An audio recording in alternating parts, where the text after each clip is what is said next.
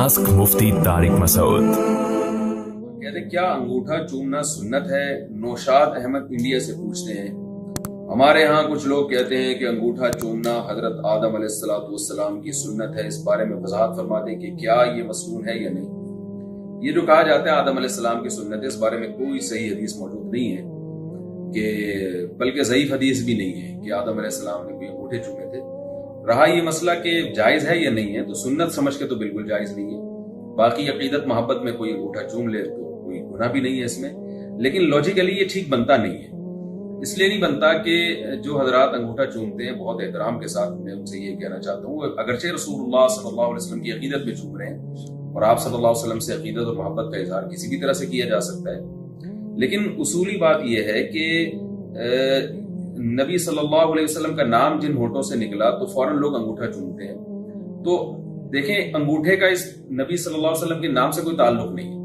अब आप सल्लल्लाहु अलैहि वसल्लम का नाम मुबारक जिन होठों से निकला, उन होठों को अगर कोई चूम ले तो बात समझ में आती है कि भाई इन होठों से नबी का नाम निकला है। नबी सल्लल्लाहु अलैहि वसल्लम का नाम मुबारक जिन होठों से निकला, जिसके कान में गया उसके कान चूम लिए जाए कि भाई ये वो मुबारक कान है जिनमें मोहम्मद सल्लल्लाहु अलैहि वसल्लम का प्यारा नाम इन कानों ने सुना है। तो ना उन होठों को चूमा जा रहा है, ना उन कानों को चूमा जा रहा है, अंगूठे को चूमा जा रहा है, जिसका इस पूरे प्रोसेस में कोई अमल ही नहीं है। इसकी मिसाल ऐसे है कि जैसे मैं कहूं कि भाई आपसे मुझे भाई बहुत मोहब्बत है, आपने बड़ा अच्छा काम किया है और मेरा दिल चाहता है कि मैं वसीम भाई को चूम लूं, तो अगला कहेगा ना यार मोहब्बत सलीम भाई से हो रही है और चूम रहे हैं किसको? आप वसीम भाई को चूम रहे हैं, तो उनका क्या किरदार है इस पूरे प्रोसेस में? इसलिए बाज़ उलमा कहते हैं कि लॉजिकली कुछ बनता नहीं है। फिर भी अगर कोई अकीदत मोहब्बत में चूमता है तो ठीक है, उसकी नजर में अपनी कोई लॉजिक होगी। इस अमल को बिदत नहीं कह सकते। बिदत जब कहेंगे जब इस अमल को सुन्नत करार किया जाए।